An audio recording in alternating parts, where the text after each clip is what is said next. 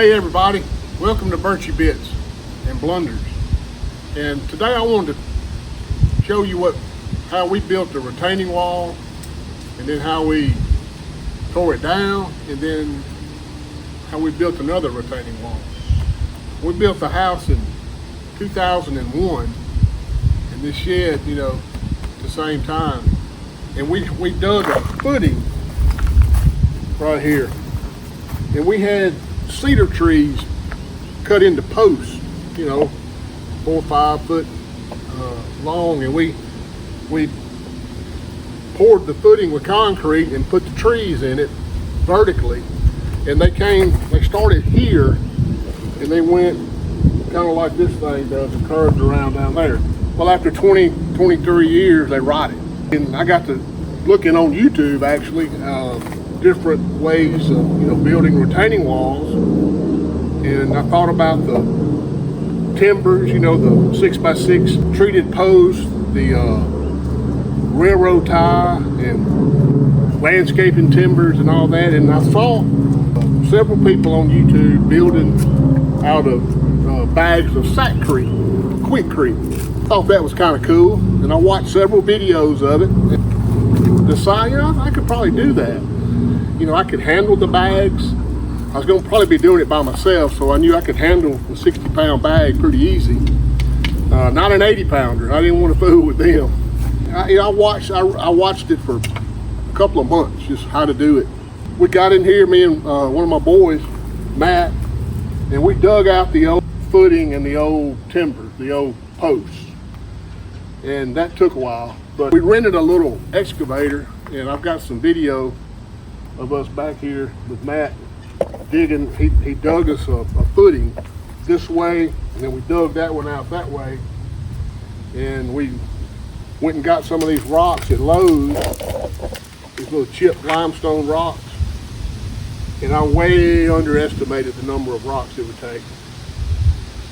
I probably went through 2 pallets of rocks, bags, because it's just we're in the backyard. It's hard to get equipment in here without tearing up the yard. So Matt and I laid the first 2 layers. He was here to help for about a week, and then he went and got married, so then it was all me. So we laid the first 2 layers, we drove rebar in it, and we put our French drain. Here's the end of it right here. We got that down, covered it up, and went to the wedding, came back, and I finished the next 3 runs by myself.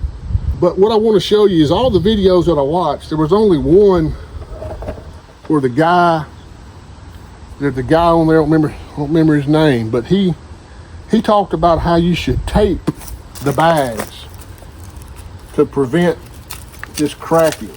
Okay, now this side did pretty good, but if you come down here, you can see right here, well, that's broken away. The back side is broken away. This right here is cracking, and it's the same down. It's worse on that end, actually. If you're going to do this, which I would recommend doing it, I'd do it again. It's easy. Once we checked our level as we went. It's pretty easy. You take a hammer and you can beat the sacks out, get them level. And but if you're going to do this, please remember, tape the bags on the front. I would tape them all the way around, especially on the top run. That seems to be where we had the most trouble. We had trouble right here, but the most trouble everywhere else has been on the top run. And I know we walked on it. Don't walk on it after you lay it down before it cures. Don't walk on it. The dogs walked on it. Yeah, this side did a little better.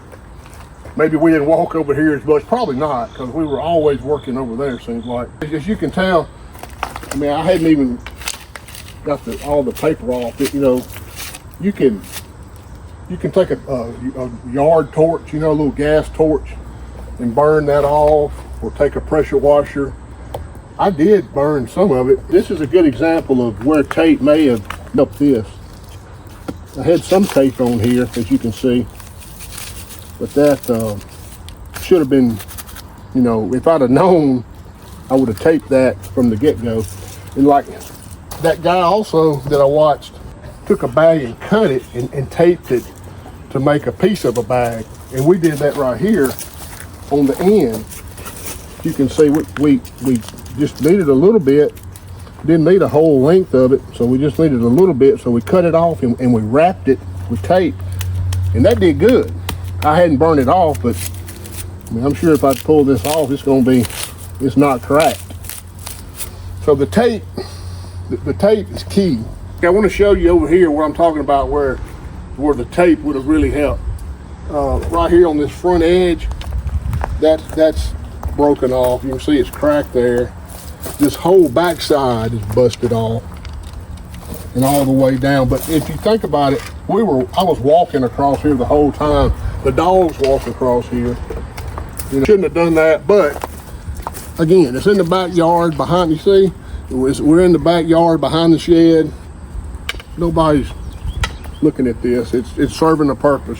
What I can do is bring more rock in here and, you know, bring that rock up almost, not all the way, but this isn't catching a lot of water. I mean, putting a French drain probably was overkill for this little bit of area, but you know, hey, it didn't cost much more to do a French drain. The guy that I watched on YouTube who was talking about the tape, he did say you could go back and mix up some more Sakrete and fill these cracks in. The thing I would maybe want to do, I've got to put some more rock in here anyway, because you can see it's kind of settled. The chipmunks have been in here, but could use some more rocks. One little bag doesn't go far, so to get that up to about right there where it needs to be, it'll probably be, I don't know, 20 bags. I don't know. It doesn't go very far. And over here, we might be looking at almost a pallet. And if I was going to do this again, I thought about going through here and busting this top run up with a little jackhammer or something. But you know, like I said, it's in the backyard. It's serving the purpose that we wanted. But I would do this again, you know, but I would know more. I would know more next time to keep from making a blunder. We'll see you next time. Burchy out.